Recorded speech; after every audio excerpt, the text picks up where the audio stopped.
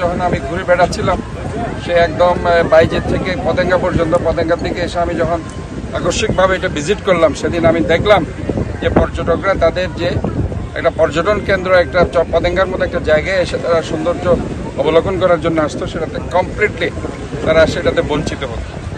এবং সেদিন থেকে আমি বলেছি যে এখানে কোনো ধরনের চেয়ার বসানো যাবে না, কারণ এই ওয়াকওয়েতে মানুষ হাঁটবে, তারা সমুদ্র দেখবে, সানসেট দেখবে, হ্যাঁ। সো এখানে তাদের পরিবার পরিজন নিয়ে আসে, কেউ যাতে তাদেরকে ডিস্টার্ব না করে। এবং আমরা এটা বারবার শুনছিলাম যে এখানে কিছু ব্যবসায়ী, অসাধু ব্যবসায়ী, তাদেরকে জোর করে সেটা খাওয়া ধরিয়ে দিয়ে একটা বিশাল বিল ধরিয়ে দিত, সেটা তাদের জন্য একটা বিশাল ধরনের তাদের এখানে যে আসার পথে অন্তরায়ই হতো। এবং সো দ্যাট সবগুলো মিলে আমরা চিন্তা করছি যে এখানে কোনো ধরনের ছাতা কেউ বসাতে পারবে না, কেউ কোনো ধরনের এখানে ব্যবসায়িক চেয়ার টেয়ার দিয়ে কোনো ধরনের উল্টাপাল্টা ব্যবসা করতে পারবে না। আমরা চাই এটা একদম ক্লিন থাকবে। এবং এখানে অনেক ধরনের আমরা ওই যে বাস্কেট দিয়েছে, যাতে ডাস্টবিনগুলো বাস্কেটে ফেলে, এখানে আরও প্রয়োজনে আমরা ডাস্টবিন আরও দিব।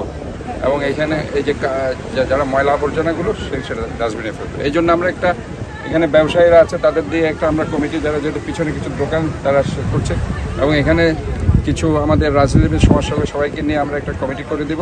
আমাদের যেটা টুরিস্ট পুলিশ আছে, স্থানীয় থানা আছে, সবাইকে নিয়ে, এবং জেলা প্রশাসন, সিটি এবং সিটি কর্পোরেশন থেকে কর্মকর্তা নিয়ে একটা কমিটি আমরা করে দিব, যারা সপ্তাহে অন্ততপক্ষে 2 দিনে সেটা মনিটরিং করে, এবং এখানে যাতে কোনো ধরনের কোনো ইয়া না থাকে, এবং পরিষ্কার পরিচ্ছন্নর ব্যাপারে ডেইলি এখানে যাতে পরিষ্কার পরিচ্ছন্ন রাখার ব্যবস্থা। আমরা এগুলি করছি যে একটা সাধারণ মানুষ যাতে এখানে এসে ঘুরতে পারে। একজন পর্যটক যখন চট্টগ্রাম বাইরে থেকে এখানে এসে, তারা একটা ধারণা নিতে হবে যে চট্টগ্রাম আসলে একটা সুন্দর শহর কিনা। এই চট্টগ্রামের একটা ঐতিহ্যমণ্ডিত শহর, একটা আপনার একদিকে পাহাড়, একদিকে সমুদ্র, একদিকে নদী, একদিকে উপত্যকা, কাজে একটা প্রাচ্যের রানী এই চট্টগ্রামকে আমাদেরকে আগের জায়গায় ফিরিয়ে আনতে হবে। এই দেখুন, এটা চমৎকার একটা আজকে এই যে দৃশ্য, এই দৃশ্যটা আজকে মানুষ দেখতে পাচ্ছিল না।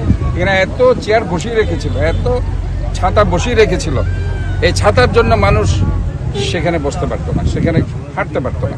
কাজে আমরা এটাকে উন্মুক্ত করে দিয়েছি, এবং এটা উন্মুক্ত থাকবে। যে এটাকে অন্তরায় হয়ে দাঁড়ায় যারাই, তাদের বিরুদ্ধে অবশ্যই আমি বলছি যে তাদের বিরুদ্ধে আইনগত ব্যবস্থা নেওয়া হবে।